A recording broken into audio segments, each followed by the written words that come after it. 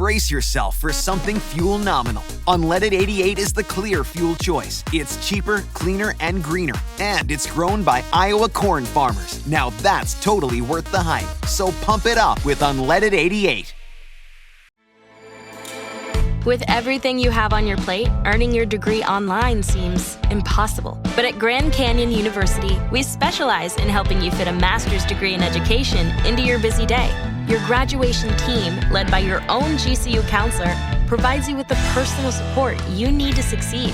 Achieve your goals with a plan and team behind you. Find your purpose at Grand Canyon University.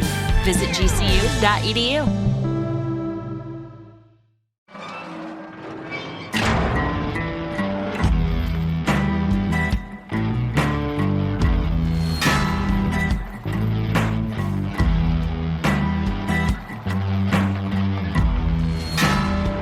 I walk a straight line, shackled and chained. Oh, gruesome Gertie is calling my name. There is no mercy in this penitentiary. Just ask the Hill String Gang, or Angola 3.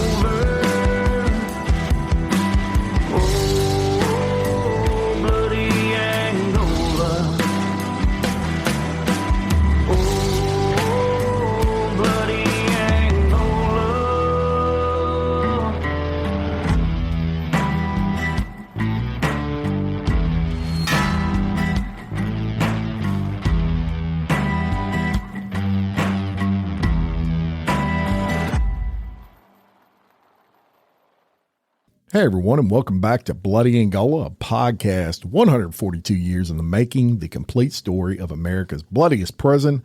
I'm Jim Chapman, and today I thought it would be interesting to kind of give you some information on what is my favorite subject. It's kind of sad to say that, but I mean, the criminal mind just intrigues me beyond belief. And serial killers, especially, just the horrid way that they think blows my mind. And I've always kind of dug into serial killers, and I'm sure a lot of you are the same way. And that's why we love each other so much, because we all have that morbid obsession with crime, I guess, and that sort of thing. But we're going to get into it today with serial killers. I'm going to give you a lot of stats and some really interesting information that I have researched. And I guess first, I'm going to tell you what kind of defines a serial killer. So before 2005, the number of victims for a killer to have would be 3.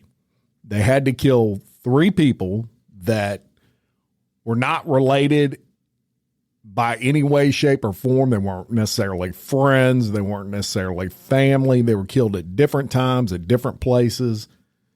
Most times they didn't know each other. The serial killer had no relation to them. These were just random killings. So you had to have 3 before 2005 before you were considered a serial killer. And then after 2005, the FBI actually changed that to 2. So 2 or more that have absolutely no relation to each other, they'll classify you as serial killer. Now, there are other classifications there. You have mass killings, and mass killings are considered 4+ victims.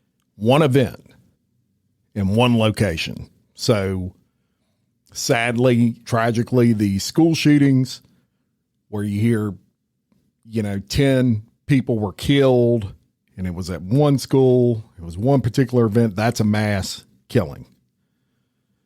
Okay. Whereas serial killers, 2+ victims, 2 separate events, 2 separate locations. And then you also have shooting sprees, where you had, and they consider that 2+ victims, one event, but 2+ locations. So I remember covering something on Real Life Real Crime Daily recently where it was a bank robbery. The guy robbed the bank, killed a couple of people, left the bank, went down the road, and then he ended up hiding out in it was like a shopping center of some sort, and then he killed someone else. That's a spree. That's a killing spree. 2+ locations, one event, 2+ victims. So that's kind of the different types of killers. We're going to focus on serial killers today on this episode. And I'm going to give you some stats on the frequency of serial killers. And it's interesting, the rise in serial killers over a short time period. So from 1826 to 2004 in the United States, this is just in the United States, of what they're aware of, they had 352 male serial killers and 64 female serial killers. Then from 1970 to 2004, they had 158 males and 30 females. So shorter time period by a lot, right? That's way less, 1826 to 2004, you're talking about almost 200 years. In just 34 years, they had almost half of that. So I think in that stat that I just gave you, some of that can be attributed to news travels fast nowadays. In 1840, it took forever to find out you had a serial killer on the loose. The technology wasn't there to find them a lot of times. So take that stat for what it is. I would venture to say there were a lot more in that 200-year time period that nobody knew about, and I'm sure you'd agree with that. From 1800 to 1995, internationally, they've had 300 serial killers. Internationally, outside of the United States. And then overall, they've had 2,257 serial killers, with 1,353 being from the United States and everywhere else making up 904. Again, take that stat for what you will. United States has the best software, the best tracking, probably the best detectives of anywhere in the world. So you're going to catch them a lot quicker and with a lot more frequency. So internationally, probably a lot of them just haven't or never were caught yet. You may wonder, what's the average age for a serial killer for their first kill? And a lot of people think that starts at a very young age, 18, 19. And we're not talking about animals. A lot of serial killers do start out killing animals, abusing animals, but human beings, the average age, 29 years old, which surprised me. I thought it would be much younger. I figured it would be early 20s, but 29 years old is the average age of a first kill. And here's an interesting stat. 9 is the youngest serial killer known. It's a guy by the name of Robert Dale Segee, Segee, if you want to go research him. He was the youngest serial killer on record. The oldest is a guy by the name of Ray Copeland, 72 years old. Now, there was also a guy by the name of Jesse Pomeroy. He was from Boston. This was in the late 1870s, and he had killed 2 people and tortured 8 people by the age of 14 and got caught, got sentenced to not only life in prison, but solitary confinement for life. And he actually spent 58 years in solitary. He died at the age of 72. So what about females? Females are pretty close to males as far as average age. 30.7 is the average age of the first kill for a female. And the youngest female Mary Flora Bell. She was 11 when she was convicted of being a serial killer.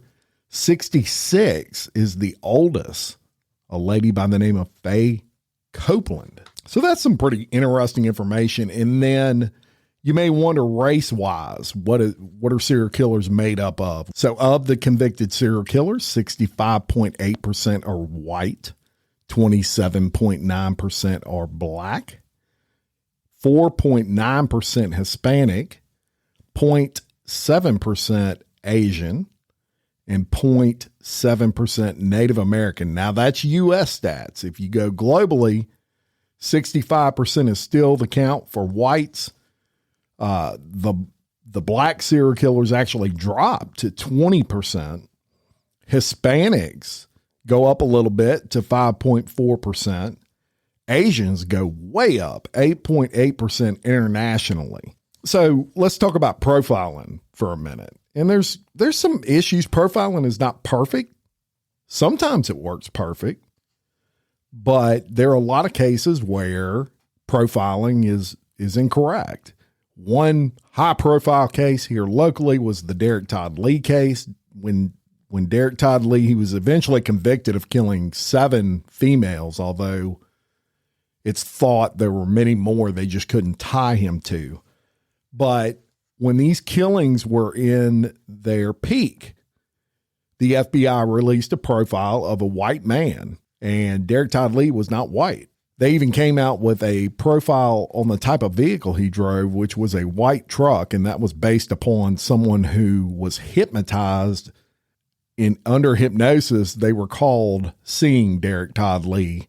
It's a long story there, but ended up every white guy in a white truck in the Baton Rouge area was swabbed for DNA, and the serial killer, Derek Todd Lee, was not white. He was black.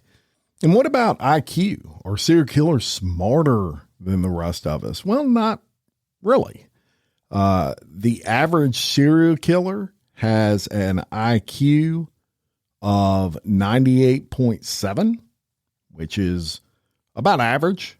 And as far as methods of killing, it's almost even between like guns and hands, which would be considered knives and things like that. But almost dead even between the two, no pun intended. But there have been some really smart IQ-wise serial killers over time. Who was the smartest, you may wonder?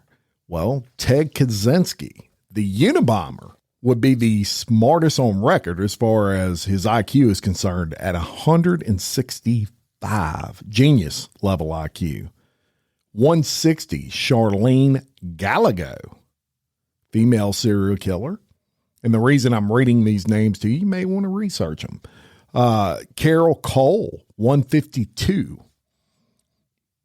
And I'll give you some of the more high profile. Ed Kemper, 136. Of course, Texas Chainsaw Massacre was based off of Ed Kemper. How about Ted Bundy? Well, probably the most prolific serial killer of all time, and he was no dummy. He had an IQ of 136. So that's just a few of the serial killers that are more well-known in what their IQs were. Let me give you some not so smart ones that horribly flunked their IQ test. Derek Todd Lee, IQ was 91, well below average. Charles N.G., look him up. Some people may have heard of him. IQ of 75. And there's a bunch more on that list that were way down there, but no one that really sticks out as prolific. And this is a really interesting stat for you as well. Birth order. So the firstborn child is the most common of serial killers. It is summertime, and you can cut down on your time in the kitchen so you can get back to enjoying the summertime sunshine thanks to HelloFresh's quick and easy recipes. Every week's menu features options that are ready in just 20 minutes or less. That's even quicker than delivery. Heading out for vacation? No problem. Just update your delivery address and enjoy easy HelloFresh meals at your vacation destination. Plans are flexible, so they work with your changing schedule. Look, going to the grocery store, searching for ingredients, for me, well, it always ends up like a trip to the dentist, painful and time-consuming. That's why I turn to HelloFresh. The time I save not researching how much garlic to add to my spaghetti or what aisle the ginger root is on allows me more time to research the largest maximum security prison in America, and I love that. And that crunchy, hot honey chicken, don't even get me started on how good that meal is. Go to HelloFresh.com/Bloody Angola apps for free appetizers for life. One appetizer per box while subscription is active. That's free appetizers for life at HelloFresh.com/Bloody Angola apps. HelloFresh is America's #1 meal kit. Why are so many dogs suffering with health issues? Actress Katherine Heigl, who's helped save over 16,000 dogs through her foundation, says she's seeing more issues with dogs' joints, odors, and health than ever before. And after doing a ton of research, she feels there's one place we can look to support any dog's health: their food. So she decided to create something she could actually feel good about feeding her dogs. It's called Superfood Complete. Superfood Complete is made with over 30 of the healthiest ingredients on the planet, including several superfoods vital to your dog's health. Bad Lamb Ranch also sponsors the Jason Debus Heigl Foundation, which has helped rescue thousands of dogs and place them in loving homes. The health of my dog Phoebe takes priority in my household. Phoebe loves Superfood Complete, and when I shake that bag, she comes running. It was easy to prepare, comes in both beef and chicken flavors, and it is a high-protein dog food, perfect for any breed of dog. Go to badlandsranch.com/Bloody Angola and order right now to get up to 50% off your regular priced order with a 90-day money-back guarantee. If you want your dog to experience all of these incredible things, go to badlandsranch.com/Bloody Angola today. 32.3% of all serial killers have been convicted were the firstborn. The middleborn, 28.4%. The youngest, 26%. And if you're an only child, well, you've got a good chance of not being a serial killer. Only 13% of only childs were serial killers. Think about what the relation is there. I'm surprised the middleborn was not the one, though, because that's usually the one that gets left out of everything. So, but if you're an only child, you get all that attention, right, from your parents. It reflects in this. Only 13% were only children. How about child abuse? Does it have a relation to serial killers? Well, actually it does. And I mean a big one.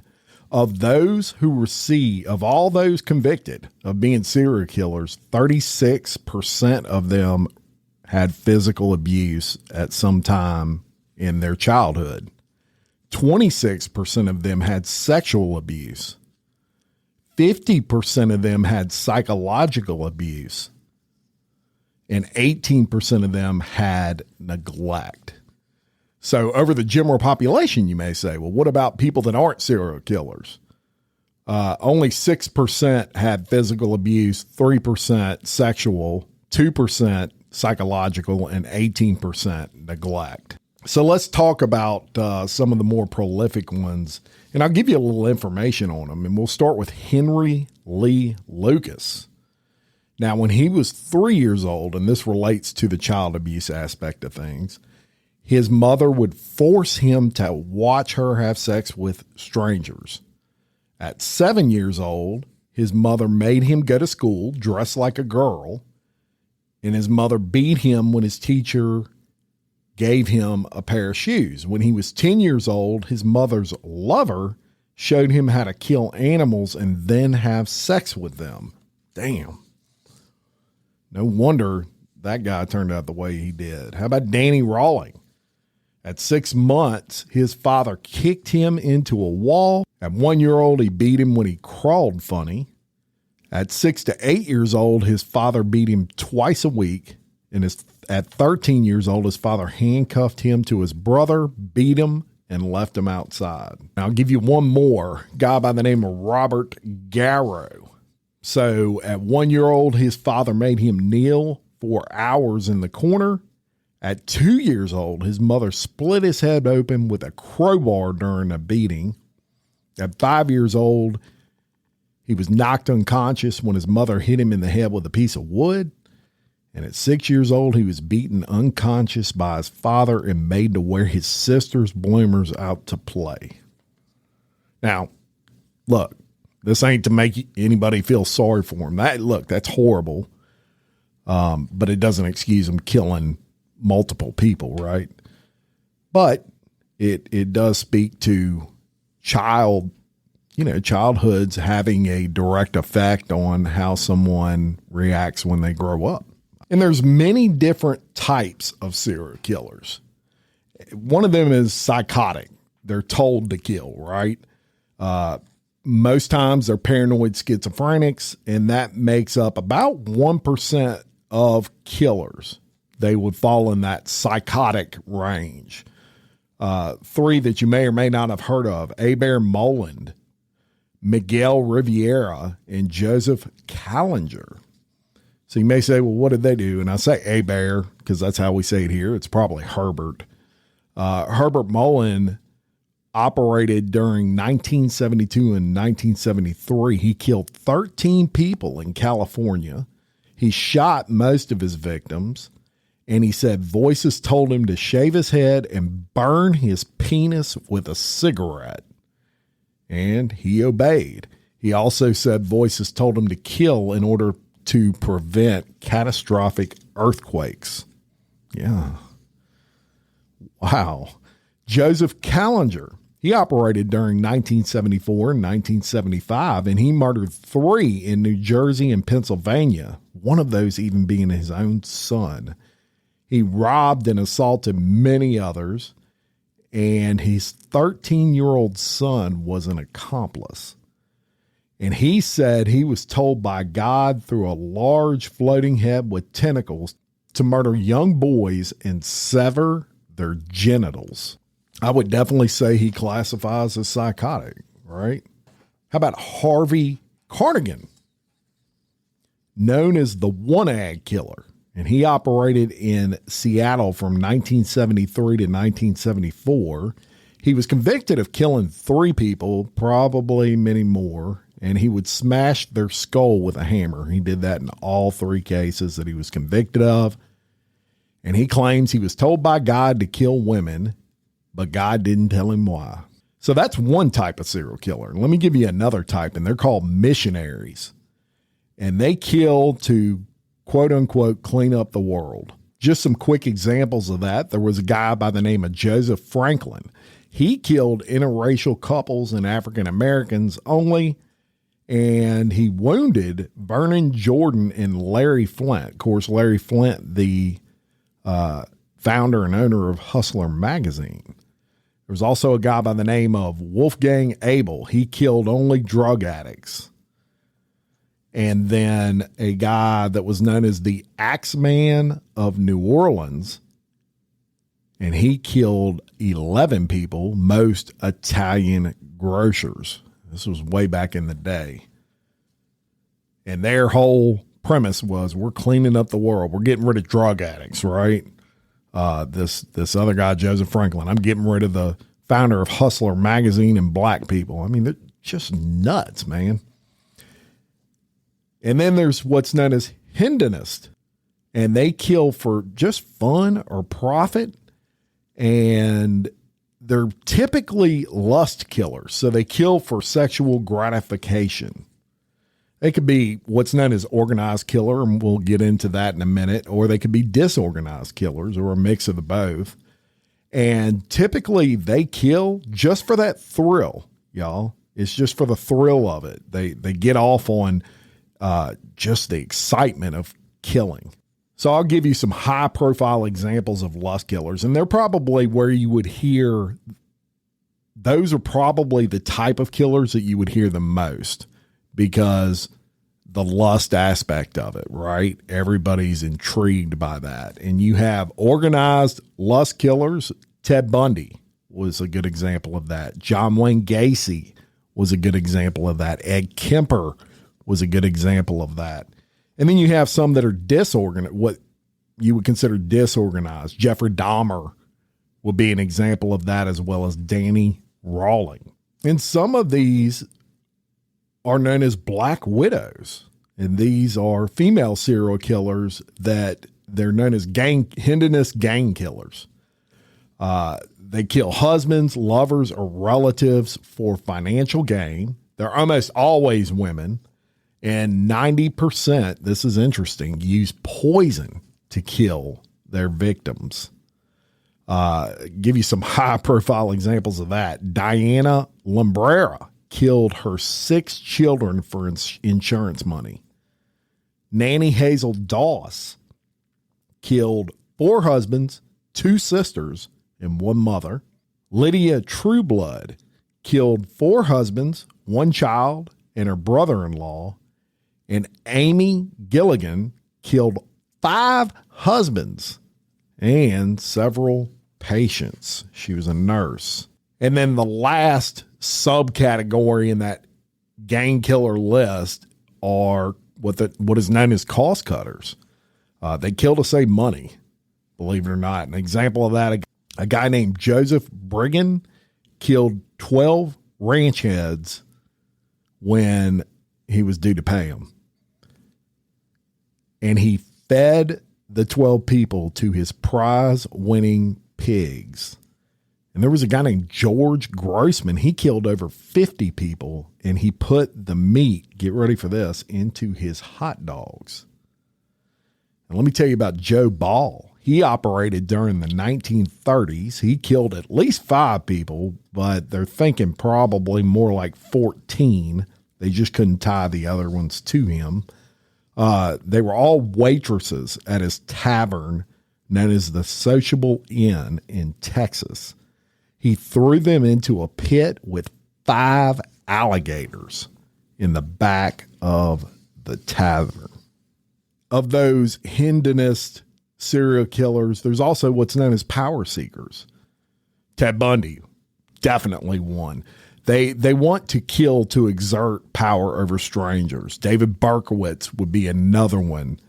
Ed Kemper would definitely fall under that list. And I'm going to give you a little information on some serial killers that maybe they're not as well known as others, but they did some pretty fucked up shit, to say the least.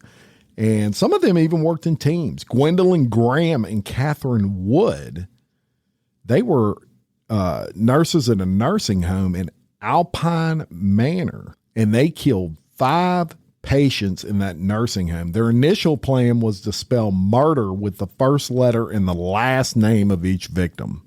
Can you believe how these people think? So you got to find 6 people, 6 patients, and the first letter of the last name has to line up to say murder. They thought that would be cool. Graham actually did all the killing, Gwendolyn Graham, and Wood, Catherine Wood, she would keep watch while Graham killed these people. There was a guy named Henry Landau. He was in France, and he actually romanced more than 300 women out of their money during the early 1900s. He would run a personal ad. He would meet the women. This is back in the early 1900s. Who knew they even had personal ads back then? But he would meet the women. He married and killed 10 of them, and he put their bodies in an oven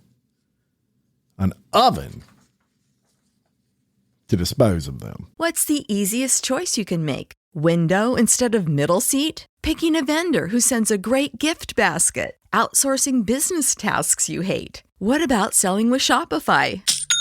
Whether you're selling a little or a lot, Shopify helps you do your thing, however you cha-ching. Shopify is the global commerce platform that helps you sell at every stage of your business. From the launch your online shop stage to the first real-life store stage, all the way to the did we just hit 1 million orders stage. Shopify's there to help you grow. Whether you're selling scented soap or offering outdoor outfits, Shopify helps you sell. Wherever and whatever you're selling, Shopify's got you covered. Sign up for a $1 per month trial period at shopify.com/try. Go to shopify.com/try now to grow your business, no matter what stage you're in. Shopify.com/try. Grand Canyon University's RN to BSN online degree program makes earning your bachelor's in nursing possible. Balance online coursework with local in-person clinicals to position yourself for potential leadership opportunities in the time you have from wherever you are, leaving room for what matters. Achieve your goals with your personalized plan and team behind you. Find your purpose at Grand Canyon University. Visit gcu.edu. How about revenge killers? It's just what you think it is. They kill for revenge. There was a lady named Martha Wise. She killed 3 family members opposing her marriage. Ellen Etheridge killed 4 of her 8 stepchildren because she was jealous of their relationship with her husband. And a lady named Martha Johnson, she had 4 fights with her husband, and after each fight, she would suffocate a child as revenge. And she suffocated them by laying on top of them. This woman weighed 250 pounds. Crazy. And I mentioned disorganized and organized serial killers a little bit, just to explain to you what that means. It's just a classification the FBI uses. Look, if you're caught and you're a serial killer and you're someone that drives to the scene, okay, versus walking or taking a bus, that would fall under an organized serial killer. If the victim is a low-risk victim, Holly Homemaker, everyday person, does all the right things most of the time, they're considered low risk, and organized serial killers go after them. Whereas high risk victims, exotic dancers, prostitutes, things of that nature, they're high risk. Disorganized serial killers go after them. Ted Bundy was an organized serial killer. He didn't go after prostitutes. He went after low risk victims, and they're considered low risk because of the victim's lifestyle, not the serial killer, right? An organized serial killer follows the news. He follows the crime in the news. He follows his crime or her crime in the news. A disorganized serial killer doesn't. They don't even read the paper, right? So that is a way of figuring out if it's a disorganized killer or not. Typically, a disorganized serial killer will have alcoholism in their family. Usually, if they got a lot of mental illness in their family, where an organized serial killer, a lot of times they find their family unit was pretty strong. The father's work, typically a disorganized serial killer, almost always their father's work was either unstable or they didn't have a father in the household. They find with organized serial killers, usually there's a stable job by the father in the family, and the father is active in the family. Organized serial killers are almost always more intelligent. Their employment is usually active. They're not unemployed. They don't have what would be considered menial jobs. And organized serial killers are usually considered attractive. They're usually more attractive killers. Self-image, your disorganized serial killers will feel inferior versus an organized serial killer who will feel superior. And disorganized serial killers are usually loners. They don't have a lot of friends. They don't hang out with a lot of people. Organized serial killers, they find, are very outgoing. So that is how they profile them in the FBI to start. And through all of that knowledge, you can start to gain a complete profile. It's very interesting, and it really gets into the criminal mind. I hope you enjoyed it. Thank you so much for supporting us. And until next time, I'm Jim Chapman for Woody Overton. We are your host of Bloody Angola, a podcast 142 years in the making, the complete story of America's bloodiest prison. Peace.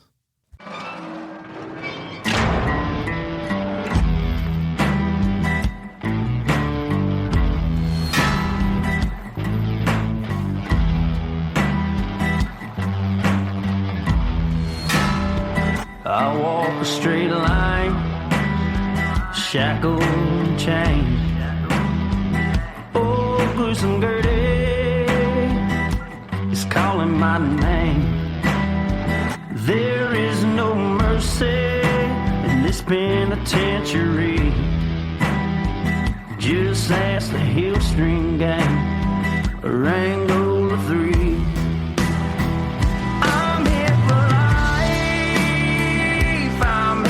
Die inside these walls, inside the wire. And when the wolf cries, I know it's over. Oh, bloody Angola. Oh, bloody Angola.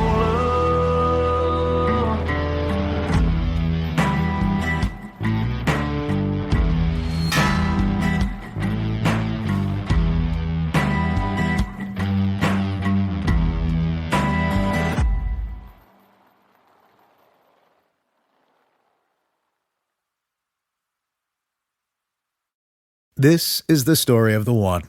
As a maintenance engineer, he hears things differently. To the untrained ear, everything on his shop floor might sound fine, but he can hear gears grinding or a belt slipping.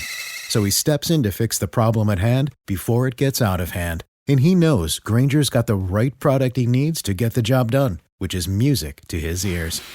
Call, click Grainger.com, or just stop by. Grainger, for the ones who get it done.